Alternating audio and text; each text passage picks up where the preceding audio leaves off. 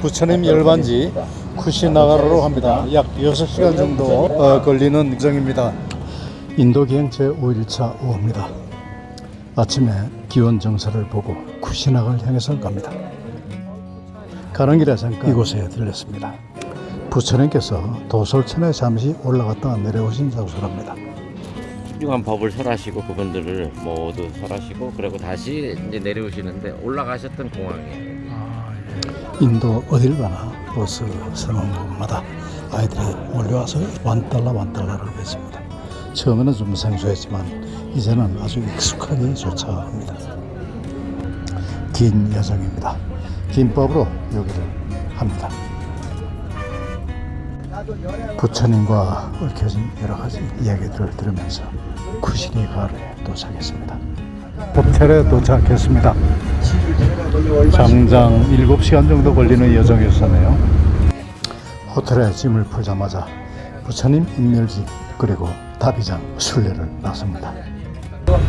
한참 후에 법상자께서 오시니까 그때서야 한번 이렇게 덮어놓은 여기서 발이 쭉 나오시다가 들어가더래. 그래서 불이 알아서 붙더래. 붙이지도 않고. 예, 그래 했다 하는 천관사터입니다. 천관사. 모두들 부처님께 공양할 연꽃 한 송이들을 들고 길을 났습니다.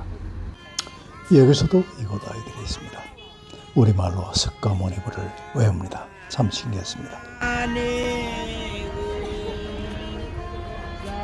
석가모니 부처님은 석가문 등으로도 음사하며 능인정무로 번역됩니다. 보통 석존, 세존, 부처님이라고 존칭합니다. 본래의 성은 고타마, 이름은 시달타입니다. 후에 깨달음을 얻어 붓다라 불리게 되었습니다. 현재의 네팔 남부와 인도의 국경 부근인 히말라야산 기슭의 카필라성을 중심으로 사키아족의 작은 나라가 있었습니다. 마야 부인은 출산이 가까워짐에 따라 당시의 습속대로 친정에 가서 해산하기 위해 고향으로 가던 도중 룬미니 동산에서 석가모니를 낳았습니다. 이는 아소카 왕이 석가모니의 성지를 순례하면서 이곳에 세운 석주가 1896년에 발견되고 해독됨으로써 확인되었습니다. 전설에 따르면 석가모니가 태어났을 때 히말라야산에서 아시타라는 선인이 찾아와서 왕자의 상호를 보고는 집에 있어 왕위를 계승하면 전 세계를 통일하는 진륜성왕이 될 것이며 만약에 출가하면 반드시 붓다가 될 것이라고 예언했다고 합니다.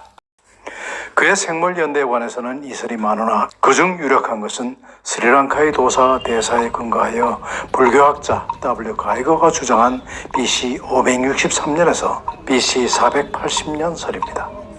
석가모니는 생후 7일에 어머니 마야 부인과 사별하였습니다. 그것은 석가모니에게는 슬픈 일이었습니다. 그 후 이모에 의하여 양육되었는데 왕족의 교양에 필요한 학문, 기회를 배우며 성장하였습니다. 당시 풍습에 따라 16세에 결혼하였으며 부인은 야소다라라고 하고 곧 아들 라울라도 얻었습니다. 이처럼 안락하고 행복한 생활을 보내던 중 석가모니 부처께서는 인생의 밑바닥에 잠겨있는 괴로움의 문제와 직면하게 되었습니다. 이러한 점은 전설적으로 새가 벌레를 잡아먹는 모습 또는 생로병사와 사문을 목격한 이른바 사문추류 또는 사문유관으로서 설명됩니다. 석가모니 부처님께서는 29세 때 고의 본질 추구와 해탈을 구하고자 처자와 왕자의 지위 등 모든 것을 버리고 출가하였습니다. 남쪽으로 내려가셔 겐지스 강을 건너 마가다 왕국의 왕사성으로 가셨습니다. 여기에서 알라라 칼라마와 우다카 라마푸타라는 두 명의 선인을 차례로 찾아 무소 유처정, 비상비 비상처정이라는 선정을 배웠습니다. 그것은 일종의 정신통일에 의해서 하늘에 태어나 보려는 것이었는데 석가모니께서는 그들의 방법으로서는 생사의 괴로움을 해탈할 수 없다고 깨달으시고 그들로부터 떠나 부다가야 부근의 산림으로 들어가셨습니다. 여기에서 그는 당시 출가자의 풍습했던 고행에 전념하였지만 신체가 해골처럼 되었어도 해탈을 이룰 수는 없었습니다. 고행은 육체적인 면의 극소화를 통해 정신의 독립을 구하는 이원적 극단론에 근거한 것이기 때문이었습니다. 그는 6년간의 고행 끝에 고행을 중단하고 다시 보리수 아래에 자리 잡고 깊은 사색에 정진하여 마침내 깨달음을 얻었습니다. 이 깨달음을 정각이라고 합니다. 그 깨달음의 내용에 대하여 아함경에서는 여러 가지로 설명하고 있습니다. 사제의 네 가지 진리, 즉 현상계의 괴로움과 그 원인 및 열반과 그에 이르는 길, 12인연, 사선삼명 등을 깨달았다는 것이 바로 그것입니다. 그러나 기본적으로는 선정에 의하여 법을 깨달았다고 하겠습니다. 즉 선정은 강렬한 마음의 집중이며 여기서 생긴 지혜는 신비적 직관이 아니라 자유로운 이유실 지견입니다. 이 지혜가 진리를 깨달아 진리와 일체가 되어 확고부동하게 되었는데 공포에도 고통에도 나아가서는 애욕에도 산란을 일으키지 않는 부동의 깨달음이라 할 것입니다. 이것은 마음이 번뇌의 속박에서 해방된 상태이기 때문에 해탈이라고 하며 이 해탈한 마음에 의하여 깨우쳐진 진리를 열반이라고 합니다. 현대적 의미에서의 해탈은 참자유, 열반은 참평화라고 할 수 있겠습니다. 석가모니께서는 성도 후 오중환을 보리수 아래에서 해탈의 기쁨에 잠겨 계셨는데 범천의 간절한 권청이 있어 설법을 결심하셨습니다. 악마의 유혹, 설법 주저, 범천 권청 등은 마음속의 일을 희곡적으로 표현한 것으로도 보이나 깊은 종교적 의미가 담겨 있습니다. 석가모니께서는 베나레스 교회의 녹야원에서 일찍이 고행을 같이 하였던 5명의 수행자에게 고락의 양극단을 떠난 중도와 사제에 관하여 설하셨습니다. 이것을 특히 초전법륜이라고 하는데 그들은 모두 법을 깨달아 제자가 되었습니다.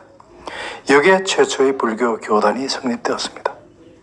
이렇게 하여 불교는 그의 설법을 통하여 세계에 널리 알려지게 되었습니다.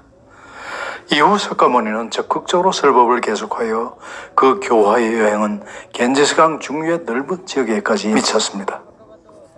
제자의 수도 점차 증가하였으며 각지의 교단이 조직되었습니다. 그의 가르침은 아함경, 율장 등의 원시불교 경전을 통해 전해지고 있습니다. 구전되어 오던 것을 후세에 편집한 것이지만 후세에 정형화된 교서를 통하여 석가모니의 가르침의 원형 또는 그 핵심을 알 수 있습니다.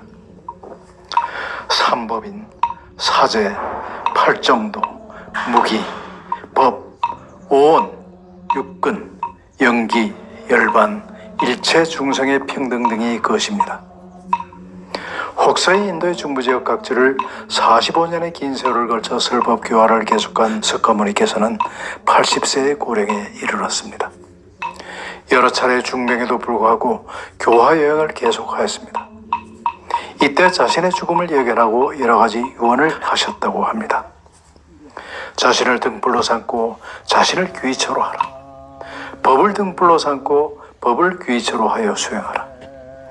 자기가 죽은 이의 교주의 말은 끝났다. 그러나 우리의 교주는 없다고 생각해서는 아니 된다. 내가 설한 교법과 계율이 내가 죽은 너희들의 스승이 될 것이다 등이 그것입니다. 마침내 쿠시나가라의 숲에 이르렀을 때 석가모니께서는 심한 식중독을 일으켜 쇠진하셨습니다. 나는 피로하구나. 이 두 사라수 사이에 머리가 북쪽으로 향하게 자리를 갈라. 이렇게 말씀하시자 제자들은 석가모니 부처님의 운명에 가까워졌음을 알고 눈물을 흘렸습니다. 석가모니께서는 슬퍼하지 마라. 내가 언제나 말하지 않았느냐. 사랑하는 모든 것은 곧 헤어지지 않으면 아니 되느니라. 제자들이여 그대들에게 말하리라. 제 행은 필히 멸하여 없어지는 무상법이니라. 그대들은 중단 없이 정진하라. 이것이 나의 마지막 말이니라. 이렇게 설하신 후 눈을 감으셨습니다. 석가모니의 사후 그의 유해는 답이 되고 그 유골은 중부 인도의 8부족에게 분배되어 사리탑에 분장되었습니다. 이 사리탑은 중요한 예배 대상으로 되어 후에 불탑 신앙으로 발전하였습니다. 특히 대성불교에서는 불타에 관한 철학적 고찰에 가해져 불타에는 법신, 보신, 응신의 3신이 있다고 말합니다. 이에 따르면 석가모니 불은 2500년 전에 인도라고 하는 특정의 지역 시대에 나타난 응신의 불타로서 시방 3세 제불의 일부가 되고 있습니다. 그러나 신앙의 입장에서 석가모니 불은 위의 3신을 모두 갖추고 있는 분으로 숭배되고 있습니다. 그의 탄생지 룸비니 동산, 성도지 부다가야, 최초의 설법지 녹양은 인멸지 구시나가라는 4대 영주로서 중요한 순례지가 되고 있습니다. 석가모니의 탄생, 성도, 인멸의 원리에 관하여 최고의 문헌에는 기록이 없지만 중국, 한국 등지에서는 탄생을 4월 8일, 성도를 12월 8일, 인멸을 2월 15일로 하고 있습니다. 남방불교에서는 탄생, 성도, 인멸이 모두 바이샤키볼의 보름날의 일이라고 하여 이날 성대한 기념식을 거행합니다. 중국과 한국 등지에서는 석가모니의 전기를 8시계로 구분하여 팔상이라고 부르는데 회하나 조각의 소재가 되기도 하였습니다. 이 유적들을 저희가 순례하고 있는 것입니다. 오늘 부처님 인멸성지 쿠시니가르에 도착해서 다비장 및 대반 열사를 순례하고 내일 새벽 바이샬라 나린다 라즈가르로 이동합니다. 부처님 법은 믿으라 하지 않는 법입니다. 평생 불자인 고구도 저더러 절에 가자 경을 읽자 이야기하지 않습니다. 인연이 있으면 믿고 그렇지 않으면 안 믿어도 관계없습니다. 경계도 상도 없는 무해의 법이니 저 또한 자유입니다. 종교로 보시지 말고 기행으로 보시면 좋겠습니다. 자신을 자신이 만든 상해에 가두지 마십시오. 권대욱TV였습니다. 오늘도 행복한 하루 되십시오. 감사합니다.